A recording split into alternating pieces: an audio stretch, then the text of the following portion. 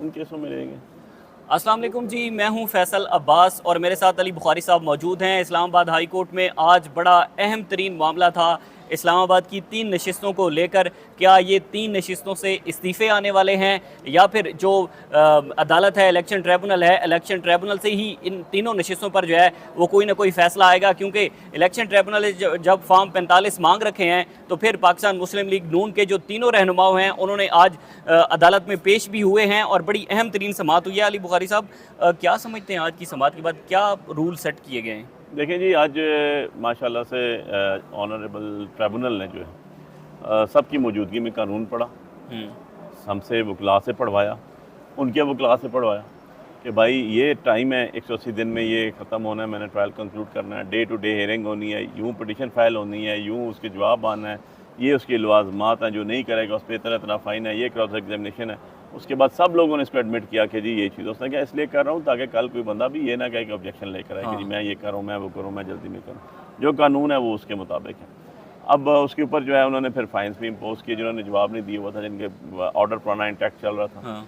और मेरी पिटिशन जो NA-48 इस्लामाबाद की थी वो उसके अंदर जो है उनका उन्हें हुक्म दिया गया कि जी आप रिटर्न कैंडिडेट को फॉर्म 45, 46, 47 सारे सबमिट कराएं कोर्ट के अंदर, जो सुबह के लिए उन्होंने फिक्स कर दिया।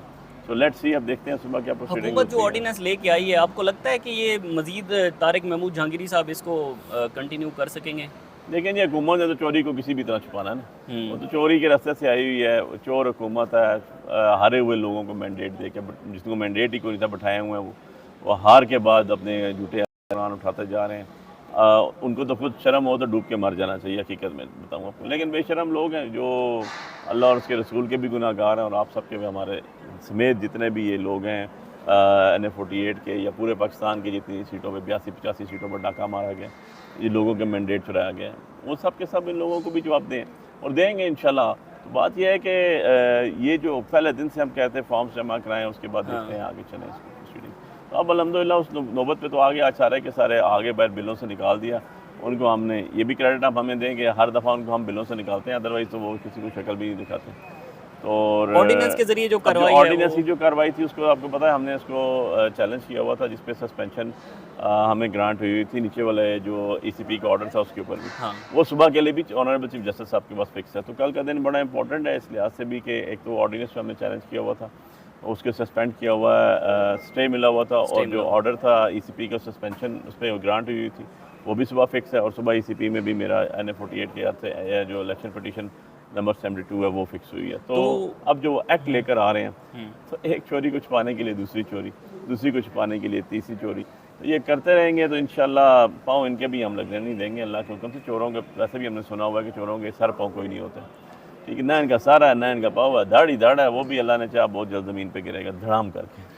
तो ये कानून के मुताबिक ऐसा हो सकता है कि वहाँ से ऑर्डिनेंस पास हो जाए, यानी कि कानून बन जाए और यहाँ से आमिर फारूक साहब ने जो फैसला मुअत्तल कर रखा है तो तारिक महमूद जहांगीरी साहब को तब्दील किया जा सकता है कानून के देखिए तहत? बहुत से ऑर्डिनेंस हैं जिनको अदालतों ने अंडू किया, अच्छा। आपके सामने बेताशा एग्जाम्पल है। बहुत से एक्ट्स हैं जिनको अच्छा। अदालतों ने अंडू किया हुआ है। इवन जो कॉन्स्टिट्यूशन पाबंदियाँ थी उनके तहत भी अदालतों ने की हुई हैं, जो लीगली, जैसे अगर मैं आपको कासम सूरी वाली जजमेंट के ऊपर बता दूँ तो स्पीकर की हाँ। जजमेंट रूलिंग थी, उसके ऊपर भी आप सुप्रीम कोर्ट का ऑर्डर है वो। तो जब भी कोई चीज़ हम देखते हैं ऐसा कि ऑर्डिनेंस ऐसा आया जिससे मफादात जो हैं वो अवामी मफादात के बरक्स है या ज़ाती मफादात के आया हुआ है, उसका अल्ट्रा वायरस जिसको हम कहेंगे चैलेंज करते हैं, तो डेफिनेटली वो सर्वाइव नहीं कर सकता, वो अंडू होगा इंशाल्लाह। अंडू होगा।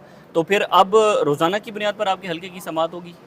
रोज़ाना की बुनियाद पे लग तो ये रहा है अभी। इसीलिए आप बड़े खुश नज़र आ रहे हैं। बहुत बहुत शुक्रिया अली बुखारी साहब हमारे साथ मौजूद थे। आज जुर्माने आयद किए गए हैं और रोज़ाना की बुनियाद पर जो इलेक्शन ट्रिब्यूनल के केसेस हैं उनको सुनने का फ़ैसला किया गया है। जी। उन केसों में रहेंगे। अस्सलाम वालेकुम जी, मैं हूं फैसल अब्बास और मेरे साथ अली बुखारी साहब मौजूद हैं। इस्लामाबाद हाई कोर्ट में आज बड़ा अहम तरीन मामला था इस्लामाबाद की 3 नशिस्तों को लेकर। क्या ये 3 नशिस्तों से इस्तीफ़े आने वाले हैं या फिर जो अदालत है, इलेक्शन ट्रिब्यूनल है, इलेक्शन ट्रिब्यूनल से ही इन तीनों नशिस्तों पर जो है वो कोई ना कोई फ़ैसला आएगा? क्योंकि इलेक्शन ट्रिब्यूनल ने जब फॉर्म 45 मांग रखे हैं तो फिर पाकिस्तान मुस्लिम लीग नून के जो तीनों रहनुमाओं हैं उन्होंने आज अदालत में पेश भी हुए हैं और बड़ी अहम तरीन समाअत हुई है। अली बुखारी साहब, क्या समझते हैं आज की समाअत के बाद क्या रूल सेट किए गए हैं? देखें जी, आज माशाल्लाह से ऑनरेबल ट्रिब्यूनल ने जो है सबकी मौजूदगी में कानून पढ़ा, हमसे वकला से पढ़वाया, उनके वकला से पढ़वाया कि भाई ये टाइम है 180 दिन में ये ख़त्म होना है, मैंने ट्रायल कंक्लूड करना है, डे टू डे हेयरिंग होनी है, यूँ पटिशन फाइल होनी है, यूँ उसके जवाब आना है, ये उसके लवाजमात हैं, जो नहीं करेगा उस पर इतना फ़ाइन है, ये क्रॉस एग्जामिनेशन है। उसके बाद सब लोगों ने इसको एडमिट किया कि जी ये चीज़, उसने क्या इसलिए कर रहा हूँ ताकि कल कोई बंदा भी ये ना कहे कि ऑब्जेक्शन लेकर आए कि जी मैं ये करूँ, मैं वो करूँ, मैं जल्दी में करूँ। जो कानून है वो उसके मुताबिक है। अब उसके ऊपर जो है उन्होंने फिर फाइन्स भी इम्पोज किए जिन्होंने जवाब नहीं दिया हुआ था, जिनके ऑर्डर पुराना इंटैक्ट चल रहा था।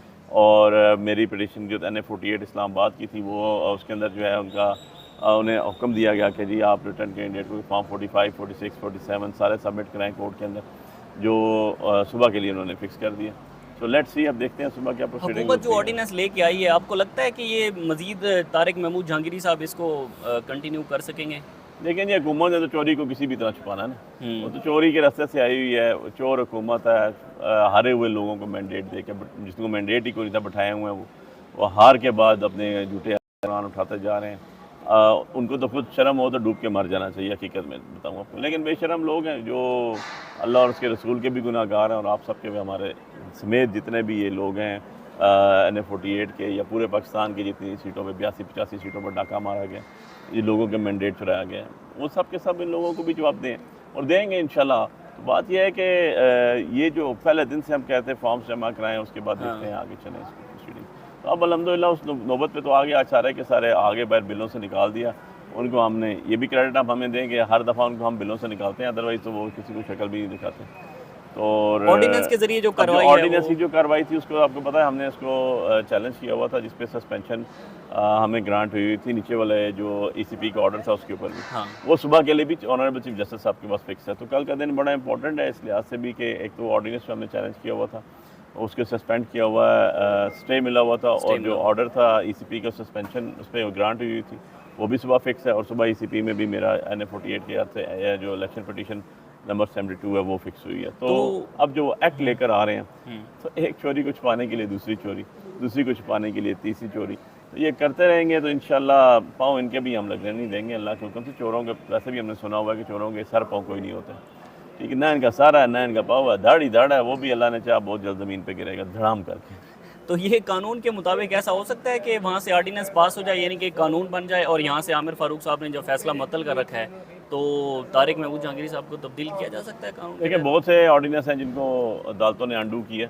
अच्छा। आपके सामने बेताशा एग्जाम्पल है, बहुत से एक्ट्स हैं जिनको अदालतों ने अंडू किया हुआ है। इवन जो कॉन्स्टिट्यूशन पाबंदियाँ थी उनके तहत भी अदालतों ने की हुई हैं, जो लीगली, जैसे अगर मैं आपको कासम सूरी वाली जजमेंट के ऊपर बता दूँ, तो स्पीकर की जजमेंट रूलिंग थी, उसके ऊपर भी आप सुप्रीम कोर्ट का ऑर्डर है वो। तो जब भी कोई चीज़ हम देखते हैं ऐसा कि ऑर्डिनेंस ऐसा आया जिससे मफादात जो हैं वो अवामी मफादात के बरक्स है या ज़ाती मफादात के आया हुआ है, उसका अल्ट्रा वायरस जिसको हम कहेंगे चैलेंज करते हैं, तो डेफिनेटली वो सर्वाइव नहीं कर सकता, वो अंडू होगा इंशाल्लाह। अंडू होगा।